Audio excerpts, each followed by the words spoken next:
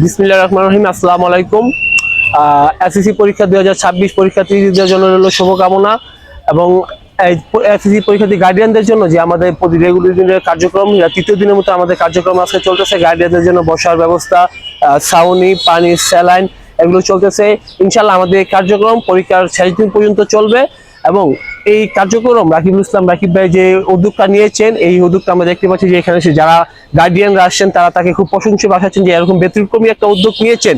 এই উদ্যোগ তারা সবাই বলতেছেন যে আগে কখনোই দেখেন নাই যে রাকিব ভাই এরকম একটা ব্যতিক্রমী উদ্যোগ নিয়েছেন, না গার্ডিয়ানদের জন্য বসার ব্যবস্থা করে দিয়েছেন। এই গরম রোদ্রের ভিতরে তারা বসে রেস্ট করতে পারতেছেন, তারা একটু পানি খেতে পারছেন, তার জন্য সবাই তার জন্য দোয়া করতেছেন এবং সবাই বলতেছেন যেন রাকিব ভাই নারায়ণগঞ্জের একটা নেতৃত্ব স্থানের ভিতরে আসেন, যেন সবসময় রাকিব ভাই নারায়ণগঞ্জবাসীর পাশে থাকতে পারেন এবং একটা নেতৃত্ব স্থানে এসে যেন সবসময় তাদের সেবা করতে পারেন।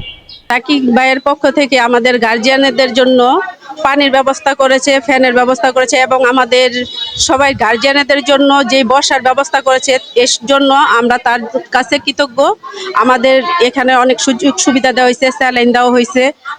তীব্র গরমের থেকে আমরা যেইগুলো পাইছি এই জন্য তাকে আমাদের গার্জিয়ানের পক্ষ থেকে অসংখ্য ধন্যবাদ। মুস্তাফিজুর রহমান ফাউন্ডেশন রাকিব ভাই আমাদের গার্জিয়ানদের জন্য যে পানির ব্যবস্থা করছে, স্লাইং দিতেছে, বসার ব্যবস্থা করছে, ফ্যানের ব্যবস্থা করতেছে। আমরা সবাই গার্জিয়ান অনেক খুশি, আমরা বসতে জায়গা পেয়েছি। স্কেল, কলম এগুলা প্রথম দিন দিছে, সবাই দিয়ে দিছে। হ্যাঁ, প্রতিদিন যে দিতেছে, পানি দিতেছে, স্লাইং দিয়ে বসার ব্যবস্থা আছে, ফ্যান দিছে। আসসালামু আলাইকুম।